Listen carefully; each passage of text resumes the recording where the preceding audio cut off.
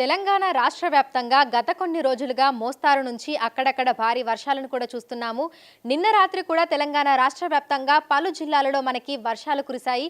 అయితే ఎక్కడెక్కడ ఎంత మేరకు వర్షపాతం నమోదయ్యింది, రానున్న రోజుల్లో వాతావరణ పరిస్థితులు ఏ విధంగా ఉండబోతున్నాయి ఏంటి అనేది కూడా తెలుసుకుందాము. మనతో పాటు వాతావరణ శాఖ అధికారి ధర్మరాజు గారు ఉన్నారు. మిగతా విషయాలను ఆయన మాటల్లోనే అడిగి తెలుసుకుందాము. నమస్తే సార్. సార్, గత కొన్ని రోజులుగా మనకు వర్షాలు అనేవి సమృద్ధిగా కురుస్తున్నాయి. నిన్న రాత్రి కూడా వర్షాలు కురిశాయి. ఎక్కడెక్కడ ఎంత మేరకు వర్షపాతం నమోదైంది? నిన్న కనుక చూసుకున్నట్లయితే దాదాపు 2 చోట్ల మనకి 2 సెంటీమీటర్ల వరకు కూడా వర్షపాతం అనేది నమోదైంది.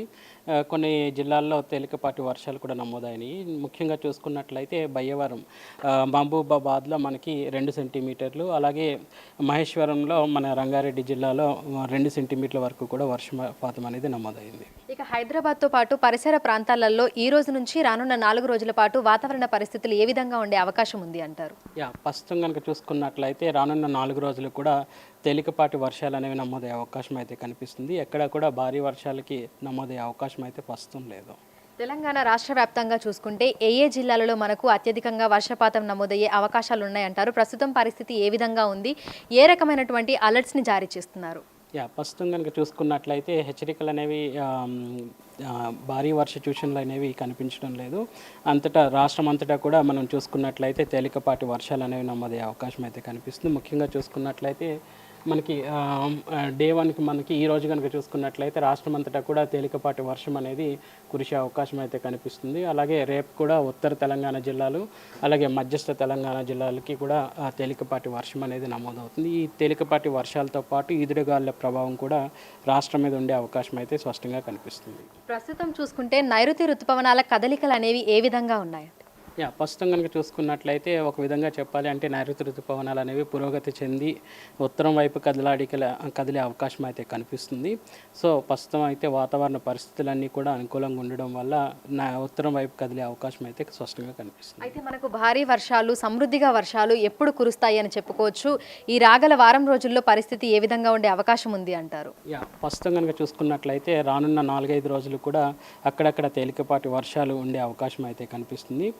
సో ఒక విధంగా చెప్పాలి అంటే ఎక్కడ కూడా మనకి భారీ వర్ష సూచన అయితే కనిపించడం లేదు. ప్రస్తుతం కనుక చూసుకున్నట్లయితే రాష్ట్రంలో కనుక చూసుకున్నట్లయితే ఎటువంటి ద్రోణి ప్రభావం కానీ ఎటువంటి ఉపరితల చక్రవాక ఆవర్తనాలు కూడా రాష్ట్రం గుండా ప్రస్తుతం కొనసాగడం లేదు.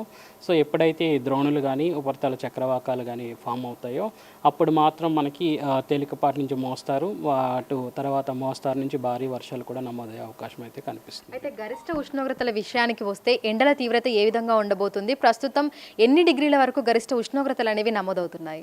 ప్రస్తుతం కనుక చూసుకున్నట్లయితే నల్గొండ జిల్లాలో మనకి సుమారు 38 డిగ్రీల వరకు కూడా ఉష్ణ తీవ్రత అనేది నమోదైంది. అలాగే ఉత్తర తెలంగాణ జిల్లాల్లో చూసుకున్నట్లయితే 30 నుంచి 33 డిగ్రీల వరకు కూడా ఉష్ణ తీవ్రత అనేది సాధారణ స్థాయిలోనే కొనసాగుతుందని చెప్పొచ్చు. అయితే ఈ తేలికపాటి నుంచి మోస్తారు వర్షాలు ఉరుములు మెరుపులతో కూడినటువంటివి ఉంటాయా, లేదంటే సాధారణంగానే మనకు వర్షపాతం నమోదయ్యే అవకాశం ఉంది అంటారు?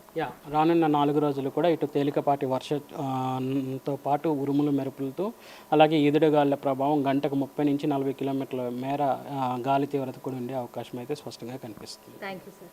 సో ప్రస్తుతం చూసుకున్నట్లయితే ఇటు హైదరాబాద్తో పాటు తెలంగాణ రాష్ట్ర వ్యాప్తంగా కూడా ఈ రోజు నుంచి రానున్న 4 రోజుల పాటు తేలికపాటి నుంచి మోస్తారు వర్షాలు కురిసే అవకాశం ఉన్నట్లుగా కూడా వాతావరణ శాఖ అధికారులు చెప్తున్నారు. ఉరుములు మెరుపులు గంటకు 30 నుంచి 40 కిలోమీటర్ల వేగంతో ఈదురుగాలులు వీస్తూ వర్షాలు కురిసే అవకాశం ఉన్నట్లుగా కూడా తెలుపుతున్నారు. ఇప్పుడు శ్రీకాంత్, అంజుమ, బిగ్ టీవీ, హైదరాబాద్.